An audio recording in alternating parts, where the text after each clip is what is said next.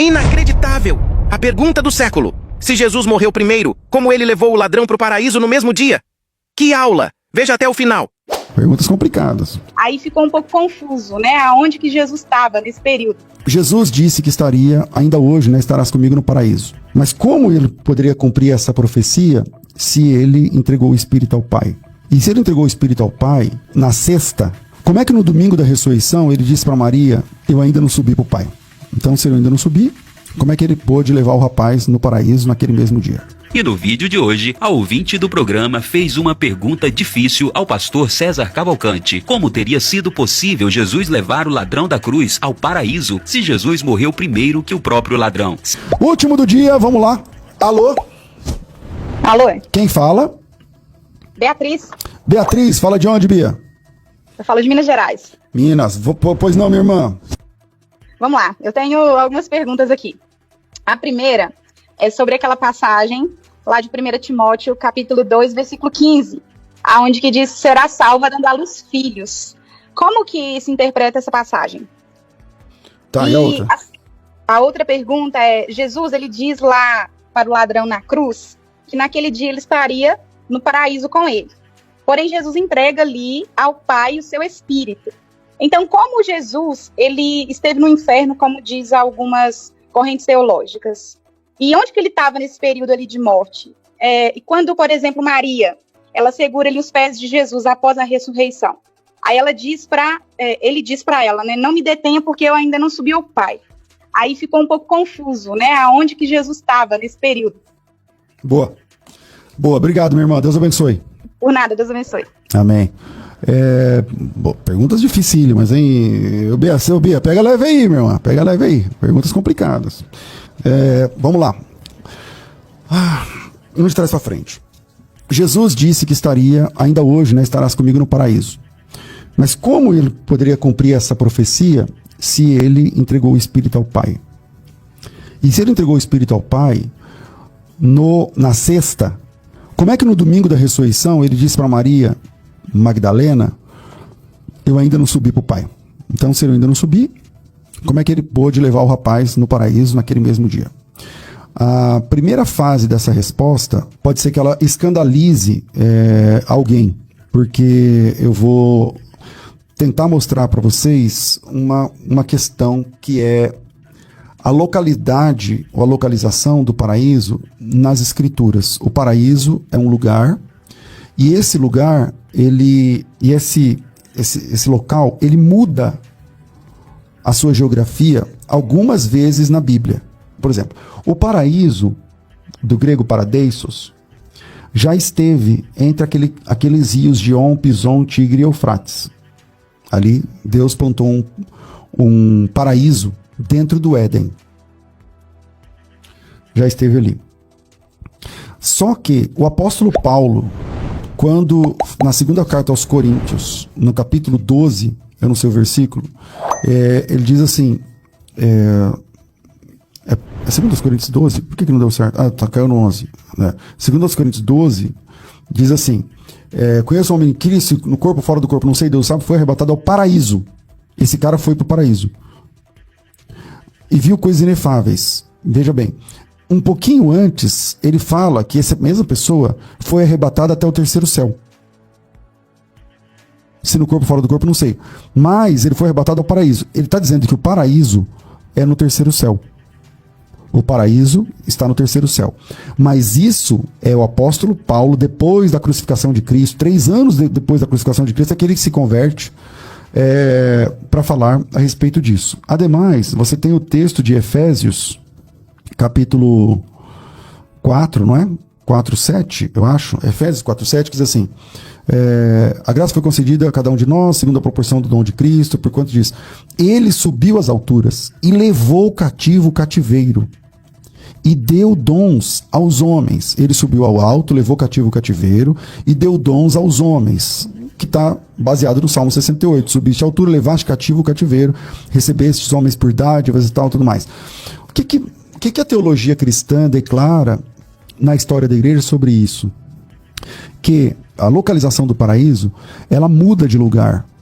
Ele já esteve lá no Éden, depois não, segundo o apóstolo Paulo, no terceiro céu, mas o próprio apóstolo Paulo, que esteve lá no corpo ou fora do corpo, nem ele mesmo sabe dizer, no terceiro céu, no paraíso, que está no terceiro céu, veja, o paraíso já esteve aqui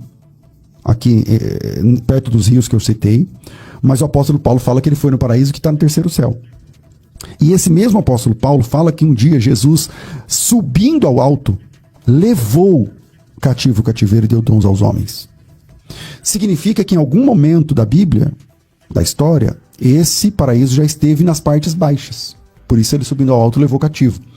Mas isso não é da minha cabeça apenas. É da minha cabeça também, porque eu sou um pensador, estou pensando aqui. Mas existe um texto em Ezequiel, capítulo 31, que diz assim, vamos lá, versículo 6: todas as aves do céu se aninhavam aos seus ramos, assim eras formoso em sua grande formosura e extensão dos seus ramos, porque a raiz estava junto de muitas águas. Os cedros do jardim de Deus é paraíso. Os cedros dos jardins de Deus não lhe eram rivais, os ciprestes não se igualavam aos seus ramos, nenhuma árvore do jardim de Deus se assemelhava à sua formosura. Formoso fiz com a multidão dos seus ramos. Todas as árvores do Éden, ao Éden aqui, que estavam no jardim de Deus, tiveram inveja. Portanto, assim diz Deus: como sobremaneira se levantou o seu topo no meio dos seus espaços ramos, e seu coração se exalçou à sua altura, e entreguei nas mãos poderosas, não sei o que lá. Lançá-lo-ei fora. Os mais terríveis estrangeiros das nações cortaram, deixaram, tal. Os seus renovos foram quebrados, as correntes da terra, todos os povos se retiraram deles, todas as aves e tal. E aí ele fala que, para que todas as aves juntas não se exaltem e tal. Aqui na sequência do texto, é também um texto longo, mas ele fala que esse Éden desceu às profundezas da terra. Todos aqueles do Éden desceu às profundezas da terra e tal, e cobri a profundeza da terra, retive as suas correntes e as suas muitas águas do Líbano e tal, ao som da sua queda, fiz passar ao além os que descem à cova, todas as árvores do Éden, a fina flor, o melhor do Líbano, todas as que foram regadas pelas águas se consolavam nas profundezas da terra agora. Esse texto aqui está dizendo que o Éden, que já foi lá no rio, tipo Gion, Pison, Eufrates, não sei o que lá, esse Éden aqui, que no Novo Testamento está no terceiro céu, entre o momento que ele estava lá no Éden e o momento que ele está no terceiro céu no Novo Testamento, ele já esteve nas profundezas da terra. Quem diz isso? Ezequiel, capítulo 31. Também com elas se passarão para o além e foram transpassados, tal. E ele está falando do Éden. A quem pôs semelhante glória, tal, com as árvores do Éden. Todavia descerás com as árvores do Éden às profundezas da terra. E ele está dizendo, o paraíso, lá o jardim do Éden, vai descer às profundezas da terra. No meio de incircuncisos já será tal. Vem para mim. A pergunta é complexa. Pastor, como Jesus disse no domingo que ele não subiu ao Pai, sendo que ele levou o rapaz para o paraíso? E quem disse que para levar o rapaz ao paraíso ele tinha que subir? Porque esse texto aqui está dizendo que ele desceu. Aliás, essa é a declaração do credo apostólico, ou chamado apostólico, do credo dos pais apostólicos. Que Jesus padeceu sob Pôncio Pilatos, foi crucificado, morto e sepultado, desceu à mansão dos mortos, e depois subiu aos céus. Entende? Então, quando Jesus disse para Maria, eu não me toque, não me detenha, seria não, porque eu não subi para o Pai, bom, ele está falando primeiramente do seu corpo, porque o corpo dele glorificado vai subir ao Pai 40 dias depois. 40 dias depois da experiência da ressurreição. Mas ele não disse para o ladrão que ele levaria o ladrão no paraíso em corpo.